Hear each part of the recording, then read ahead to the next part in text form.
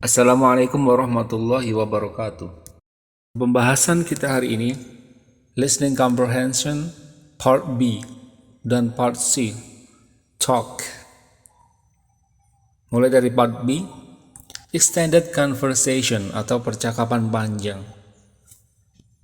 Direction, kita coba ketahui terjemahannya. Di bagian tes ini Anda akan mendengarkan percakapan panjang. Setelah setiap percakapan, Anda akan mendengarkan beberapa pertanyaan. Nah, di sini biasanya satu percakapan panjang, naratornya akan memberikan 4 pertanyaan berkaitan dengan informasi-informasi yang disampaikan dalam percakapan itu. Tentunya dengan jeda beberapa detik nanti dari satu pertanyaan ke pertanyaan berikutnya. Kemudian percakapan dan pertanyaan tidak akan diputar ulang. Jadi teman-teman harus memanfaatkan waktu untuk secara berurutan menjawab tiap pertanyaan yang diajukan. Setelah mendengar pertanyaan, baca kemungkinan jawaban yang ada di lembar soal dan pilihlah jawaban yang paling benar. Kemudian di lembar jawaban temukan nomor soal dan tandai bagian-bagian jawaban yang cocok yang sudah Anda pilih. Ingat, Anda dilarang untuk memberi tanda atau menulis sesuatu di buku soal. Nah, seperti ini petunjuknya teman-teman. Intinya jenis ujian ini sebenarnya sama dengan model ujian-ujian nasional tingkat SMA. Cuman yang membedakan adalah dari tingkat kesulitan serta pengulangan soal, yang mana di ujian nasional berlaku pengulangan sejumlah 2 kali. Kita lanjut di Part C, Talk, atau bisa kita artikan ceramah. Di bagian tes ini Anda akan mendengar beberapa ceramah. Setelah setiap ceramah Anda akan mendengar beberapa pertanyaan.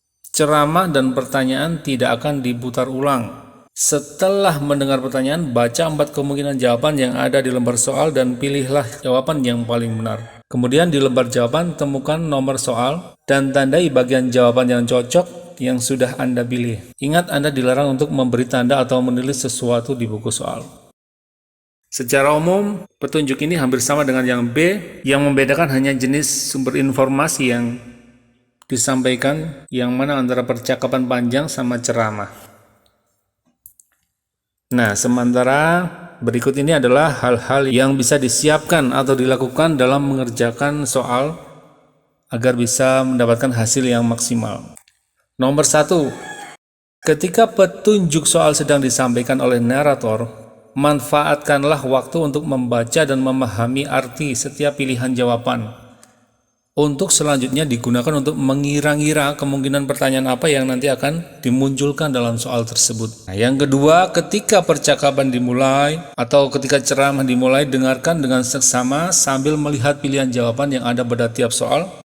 Umumnya jawaban tiap nomor akan diambil berdasarkan urutan percakapan atau urutan ceramah dari awal hingga akhir. Oleh karena itu, ketika mendengarkan percakapan atau ceramah, Anda bisa melihat pilihan jawaban secara berurutan. Nomor 3, pahami dengan tepat kesimpulan dari informasi-informasi utama yang disampaikan. Karena seringkali pertanyaan yang disampaikan tidak langsung menuntut jawaban dari kata-kata yang diucapkan. Jadi kita perlu untuk menyimpulkan dari informasi umum atau informasi penting yang disampaikan. Yang keempat, pada akhirnya jawablah semua pertanyaan yang tersedia meskipun terdapat jawaban yang Anda sebenarnya kurang yakin dengan kebenarannya. Karena bisa jadi jawaban yang Anda pilih adalah jawaban yang tepat. Nah, demikian hal-hal umum yang saya bagikan berkaitan dengan materi listening, skill part B dan C. Selanjutnya teman-teman bisa mengaplikasikan pemahaman materi dengan mengerjakan soal latihan yang sudah tersedia di bawah. Selamat mengerjakan dan assalamualaikum warahmatullahi wabarakatuh.